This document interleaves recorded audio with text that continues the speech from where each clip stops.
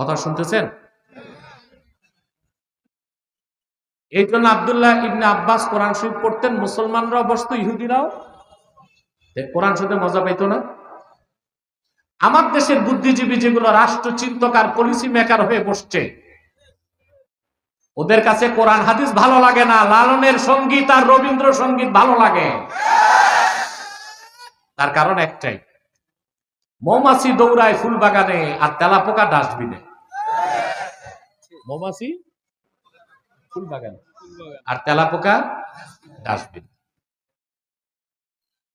বাংলাদেশ 14 কোটি মুসলমানের দেশ বলেন, মুসলমান সবচেয়ে বড় পরাধীন বাংলাদেশ।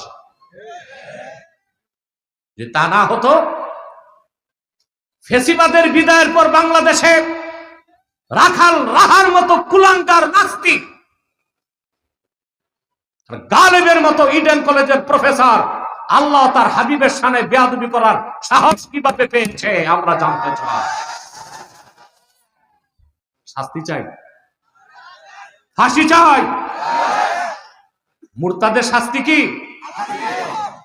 মুরতাদের মধ্যে অন্য মুরতাদরা তওবা করলে তওবা কবুল হবে, কিন্তু মুরতাদদের মধ্যে শাতেম যারা আল্লাহকে গালি দেয়, রাসূলুল্লাহকে গালি দেয়, তওবা করলো মৃত্যুদণ্ড থেকে তারা খালাস পেতে পারে না।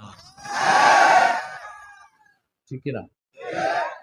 আমরা দেশে কি পাইছি এখন দেখেন। এ রাখাল রাহাকে দায়িত্ব দিয়েছে এনসিডিবিতে বই লিখার কাজ, আর লোক পায় নাই। যেসব বুদ্ধিজীবী মেয়াদ উত্তীর্ণ গাঁজা খায়া মাথা উলায় রাখছে, এরা দায়িত্ব নিছে রাষ্ট্র সংস্কারের, বই সংস্কারের, আইন সংস্কারের। কোনদিন সংস্কার সম্ভব হবে না।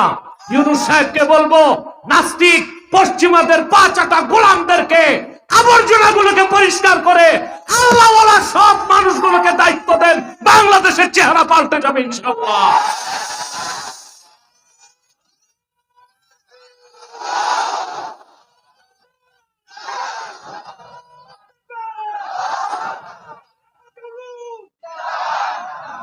আমার প্রাণপ্রিয় রংপুরবাসী ভাইরা, আবু জাহেল, উতবা, সাইবা, মুগীরা, আবুল বখতারির মতো কাফের মক্কায়, মদিনা মুনাওয়ারায় ইহুদি আলেমরা দ্বীন ইসলামকে গ্রহণ করে নাই, কিন্তু কোরআন শুনতে মজা পেত। আর আমার দেশে মুসলিম নামদারি এসব বুদ্ধিজীবী নাস্তিক ব্লগার গুলো ইসলামকে মানতেও চায় না, কোরআনকে শুনতেও চায় না।